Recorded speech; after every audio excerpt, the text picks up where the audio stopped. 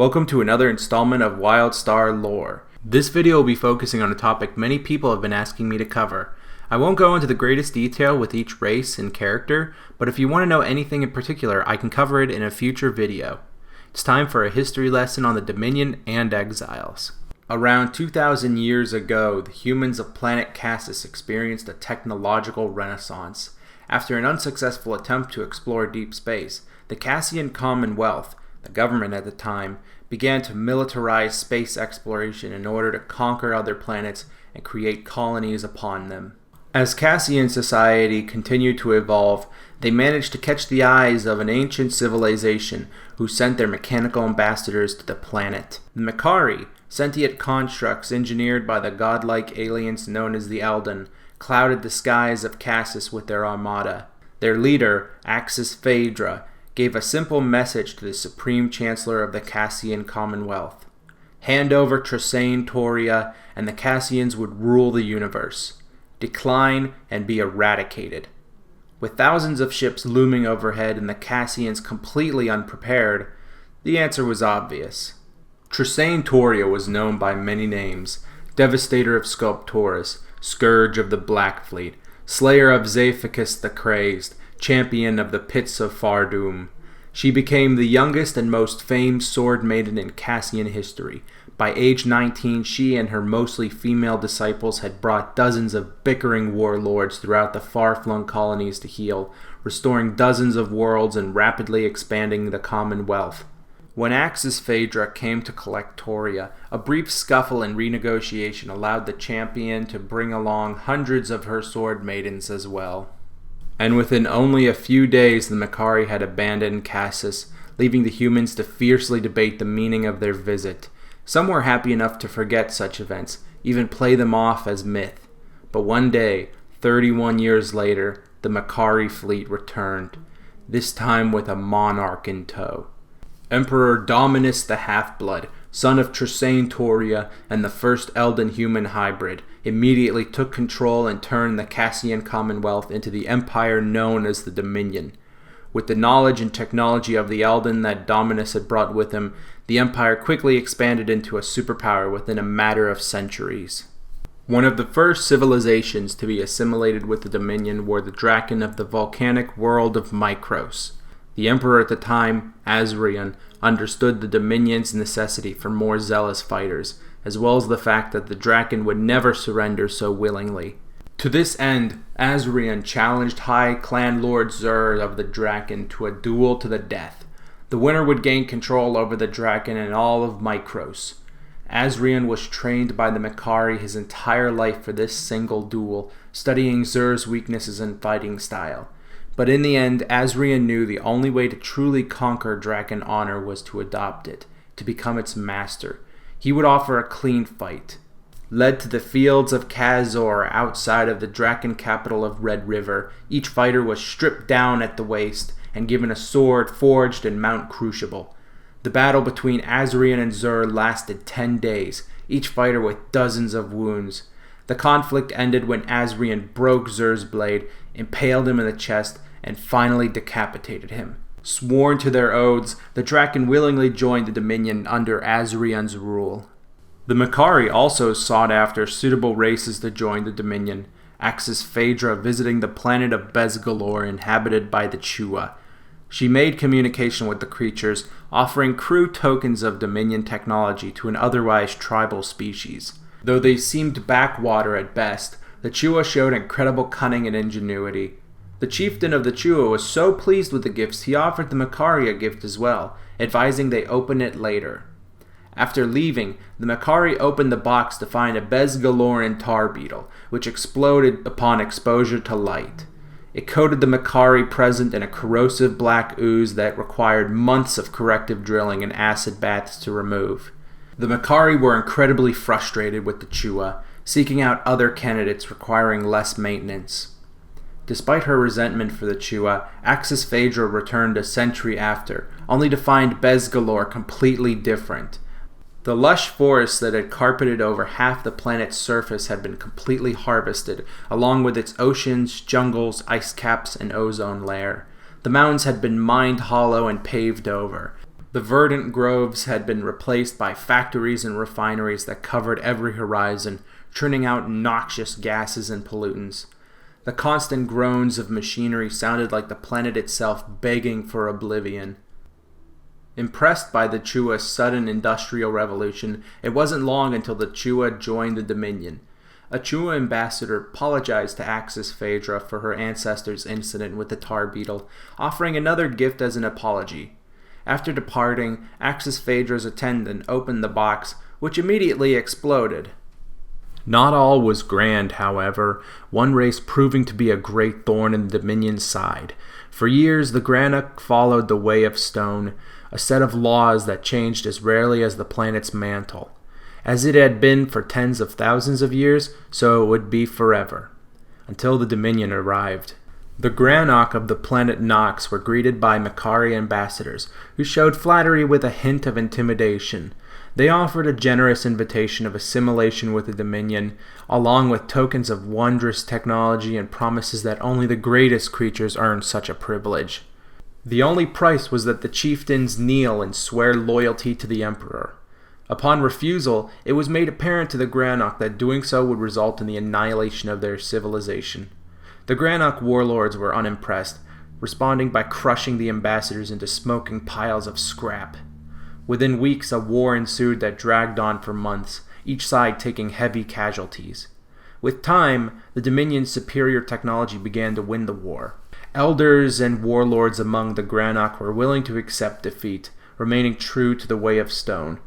All except one reckless young warlord named Durek. Durek and his warriors led a series of daring raids upon Dominion camps, stealing weapons, armor, and vehicles that slowly turned the tide of the war. For the first time in their history, the Dominion found itself on its heels. The Dominion eventually retreated from Nox, the Granock sparing the few remaining as they fled. Durek understood the Dominion would return one day, next time with millions. Perhaps he could convince his people to change their ways for the better. Upon the silent Black Ridge plain, Durek's forces were led outside of the council's tent, the tribal leaders of the 7 nations emerging to give their verdict. To betray the Way of Stone is to renounce what makes us Granock. It chips away our identity. Only misery and death can follow. You are banished from Nox forever. There will be no reconsideration. Named a Stonebreaker by the Granock elders, Durek and his followers were made outcasts after saving their species from annihilation. Using the Dominion ships they captured, Durek Stonebreaker and his soldiers formed the Free Companies, a group of mercenaries for hire that roam the galaxy. To this day, the Dominion has yet to return to the planet Nox. Such an embarrassing stain upon the otherwise perfect history of the Dominion would never be forgotten, but there was hope that the future would bring glory to the Empire, under the reign of the new Emperor Jarek. A message was received by Axis Phaedra from the Elden. Today we have reached the unattainable. Soon we will seize the power of gods. Though no one knew the exact context of this message, many assumed the Elden had ascended into godhood. Emperor Jarek used the announcement to unveil the Vigilant Codex to his people, a religious book written by Dominion emperors and Cassian scholars alike that revered the Elden as gods. The Vigilant Church quickly became the primary religion of the Dominion, to which many gladly followed, though there were some who preferred the traditions of the past, leading to a conflict that would change the Dominion forever. As the Vigilant Church rose to power, those of other faiths found their rites becoming fewer and fewer. Chronicle houses that had once served as the people's place of gathering were torn down and replaced with vigilant churches. The ancestral decree stated anyone of the Luminized bloodline were better than those who weren't. Wage gaps increased, and violence towards low-born Cassians never ceased. Dominion leaders ordered brutal crackdowns on anyone who opposed the new order, and the Vigilant Church declared a zero-tolerance policy was the only sensible path. Admiral Sarek Brightland was at the center of this conflict, the massacre at Toria Square. The Admiral took his stance when he refused to open fire on revolting civilians, being incarcerated for treason and sentenced to death. Sarek was the most decorated officer in Cassian military history, though he and his flagship, the Star of Dominus, were overdue for retirement. This wouldn't stop him from breaking the necks of his escorts to the firing squad. escaping and meeting with other commanders who shared his resentment for the New Order. Commandeering the Star of Dominus, Sarek led a daring attack on Dominion High Command itself, taking out several warships before withdrawing. More victories followed, many joining his cause and forming a government in exile. As he prepared to take the capital, Sarek was betrayed by his old friend Sace and Aurelius, leading to the retreat of the exile fleet. The fleet went into hiding by Corin Prime, but they were tracked down by Aurelius and the new Dominion flagship, the Radiant. Backed into a corner, Sarek knew he couldn't win this battle in the fleet's current condition. Taking a risky gamble, he steered the Star of Dominus toward the Radiant, unleashing the ship's entire arsenal. As Sarek Brightland led the suicidal attack, the rest of the exile fleet took the chance to flee. In the sea of cannon fire, Sarek gave the order to jump, flinging the ship away from the Dominion fleet and into safety. Brightland's tactic worked, saving the exiles from annihilation and giving them the chance to fight another day. The Star of Dominus was renamed the Gambler's Ruin after Sarek's plan. The defeated Aurelius cursed Brightland and swore to end his family name. The threat of the exiles never ceased. The Dominion was used to large military conflicts, something the exiles never offered. They were small, quick, and adapted on the fly. Many among the Dominion were surprised how long the war had lasted, especially after the free companies led by Durek Stonebreaker aligned themselves with the exiles through a common hatred for the Dominion. Despite the constant battles with the exiles, the Dominion found extraordinary promise on the planet Grismara, where the beautiful Mordesh recently discovered an elixir for immortality. On the planet of Grismara, the Mordesh alchemist Victor Lazarin recently created the Everlife elixir, a potion that gave Mordesh eternal life, nearly reversing the aging process. He was heralded as the greatest alchemist in Grismaran history, announcing his intentions to end the tyranny of mortality. Negotiations had already been in progress with the Mordesh and the Dominion, this celebration cementing their chances of joining the Empire. Many Cassians begged for samples, but Lazarin warned it had only been tested on Mordesh so far. The results on humans were unknown. The celebration would not last long, however, the next few weeks showing signs of the elixir's instability. The Mordesh began experiencing physical decay and a mindless cannibalistic rage. Reports of savage attacks became daily. Even those who refused the elixir were either killed or became infected themselves. Casualties swiftly rose to catastrophic numbers as a civilization of billions suddenly found itself on the brink of extinction. The Mordesh begged the Dominion for help, the husband of the Grismaran noble Avra Darkos even going in person to plea for aid. The Dominion responded by killing any Mordesh trying to leave the planet, including Avra Darkos' husband, and placing an indefinite quarantine around Grismara as the Mordesh society died a quick and agonizing death. Despite their doomed state, the desperate Lazarin and vengeful Darkos worked to save what remained of their people. Lazarin fought the disease, now known as the contagion, in his own body while searching for a cure. With his daughter Lucy's help, he managed to create the Vitalis serum, which halted the worst effects of the contagion. It was no cure, but it would have to do. Avra Darkos managed to communicate with the exile fleet, brokering an alliance that led to the exiles smuggling thousands of Mordesh off the planet and past the quarantine. It was around this time that the new Dominion Emperor took the throne after Jarek's death. Vorios was next in line for the throne, though many believed he was responsible for Jarek's death. Assassinations were common among the 7 houses of the Lumini, but with the increasing debt plaguing the Empire, the Dominion was threatened with another civil war. Mercalus of House Azrian worked with Axis Phaedra, now the head of the ICI, the Imperial Corps of Intelligence, to find the culprit behind Jarek's death. His search led him to the throne now sat upon by Vorios, knowing it was Vorios who had poisoned the previous emperor. Vorios immediately submitted the throne to Mercalus, the new emperor earning the title Vindicator and being called Dominus Reborn by the peoples of the Dominion. It was also around this time when General Zarkuna Onehorn, supreme commander of the Dominion legions, failed to destroy Durek's forces at Jorgen Prime, suffering a devastating loss. Brought to the feet of Mercalus, the emperor would decide the Draken's fate. However, Colonel Kesric Warbringer, a skilled leader and Zarkuna's friend, challenged the commander to a duel to the death for the position of Supreme Commander.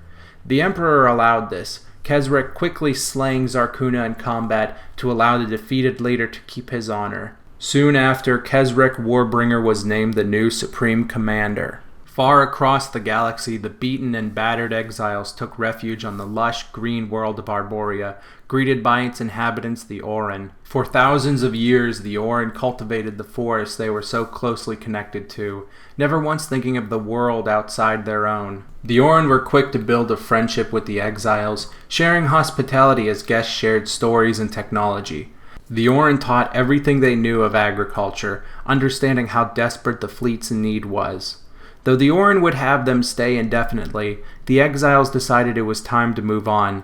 The Dominion fleet was on the chase and wouldn't show any mercy to the Orin for harboring the exiles. Both sides bid farewell and promised to meet again one day, though that meeting might have been sooner than expected as the Planet Reapers arrived.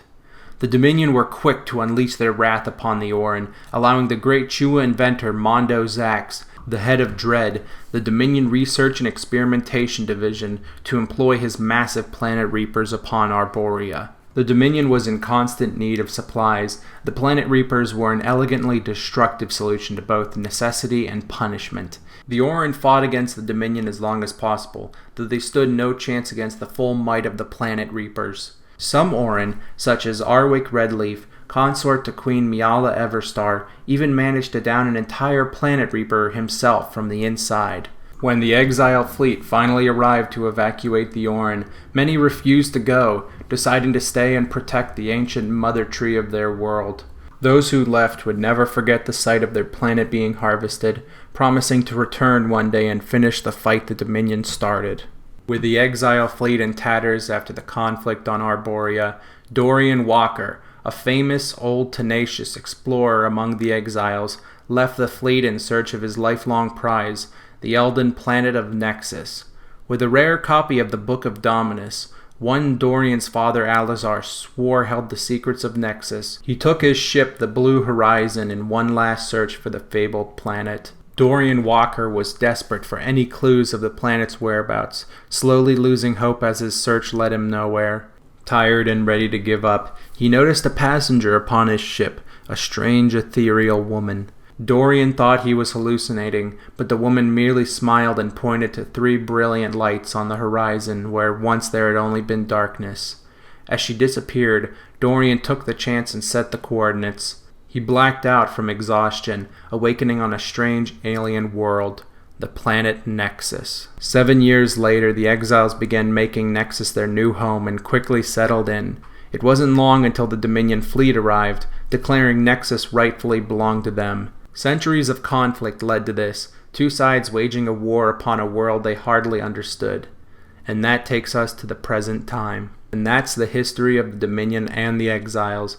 There's still a lot of lore to go over, and if you want to see a specific topic covered in the future, feel free to leave a comment below. Subscribe if you'd like to see more of my videos, and share it around with anyone else who loves the lore. Thank you very much for watching, and until next time, I'll see you on Nexus.